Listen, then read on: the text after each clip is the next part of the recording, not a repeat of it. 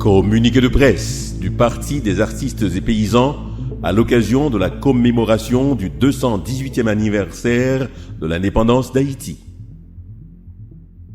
En ce jour du 1er janvier 2022, les voix que nous entendons sont celles de Jean-Jacques Dessalines, père fondateur de la nation et les signataires de l'acte de l'indépendance d'Haïti.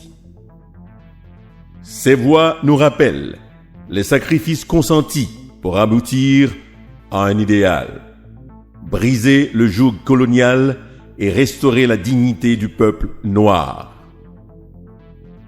En effet, la révolution haïtienne de 1804 fut la construction d'une humanité à la fois anti-raciste et anti-raciale. Haïti reste, dans les temps modernes, le modèle, la marche à suivre dans la lutte pour le respect des droits de l'homme.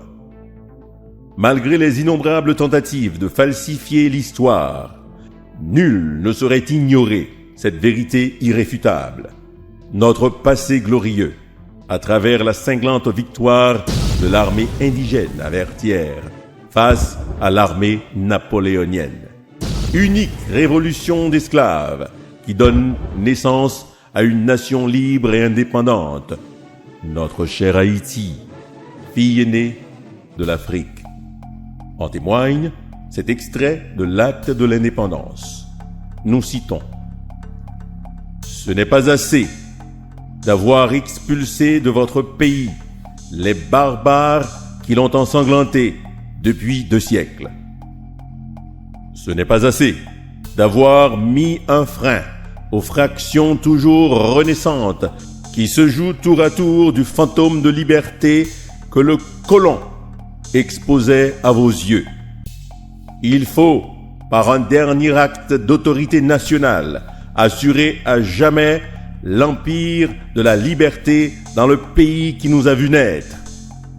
Il faut ravir au gouvernement inhumain qui tient depuis longtemps nos espoirs dans la torpeur la plus humiliante, tout espoir de nous réasservir. Il faut enfin vivre indépendant ou mourir. Indépendance ou la mort, que ces mots sacrés nous rallient, qu'ils soient le signal des combats et de notre réunion. Nous avons osé être libres, osons l'être par nous-mêmes et pour nous-mêmes. Imitons l'enfant qui grandit, son propre poids brise la lisière qui lui devient inutile et l'entrave dans sa marche. » Fin de citation. Force est de constater que l'Haïtien n'est plus maître de son destin. L'agenda du corps groupe est de créer des divisions artificielles pour rendre impossible l'unité des familles politiques haïtiennes. Le Parti des artistes et des paysans entend faire de la politique un instrument noble, pouvant restaurer l'identité et la souveraineté de la nation. Nos ancêtres ont surmonté leurs différences. Imitons-les. Le Parti des artistes et paysans souhaite aux Haïtiennes et Haïtiens d'ici et d'ailleurs une bonne et heureuse année 2022.